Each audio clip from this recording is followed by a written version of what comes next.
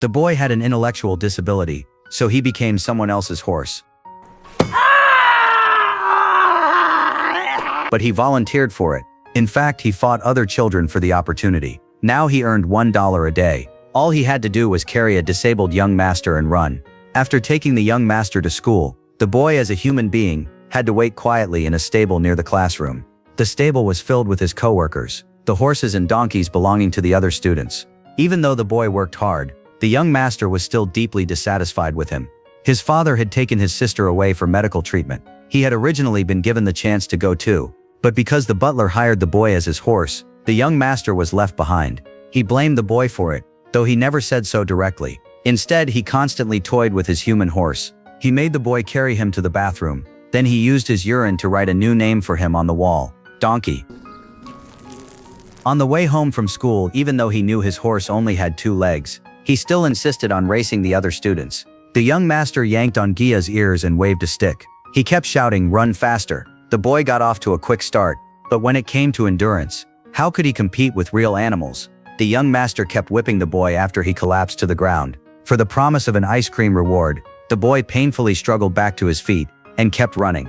But in the end, he still could not outrun his coworkers. Watching the wealthy boys enjoy their delicious ice cream, the boy was filled with envy. Yet at the young master's command, he could only walk away silently. However, while passing through the marketplace, the boy stopped once again. No matter how much the young master beat him, he stared straight ahead without moving. He did not even seem to care about the pain. A foolish but happy smile spread across his face. His gaze was fixed on a girl begging on the street. After delivering the young master home, the boy still had to prepare hot water for his bath.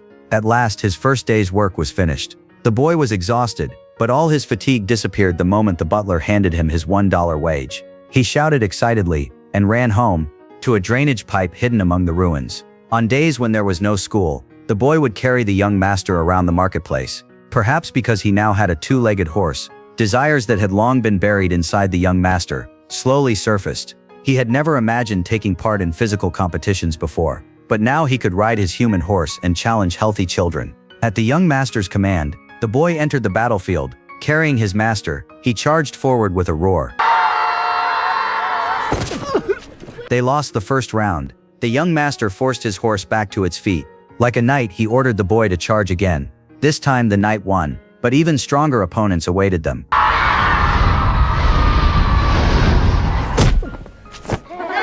The horse fell again and again. The young master, like a knight who never surrendered, kept forcing his horse back to its feet, but in the end they could not defeat the opponent before them. On the way home, the battered and bruised boy stopped once more.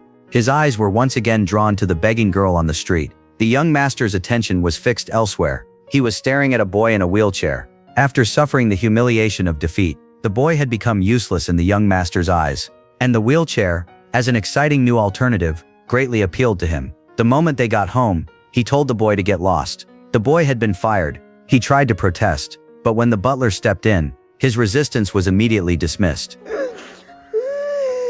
The boy broke down crying. He kept talking about all the hardships he had endured over the past few days.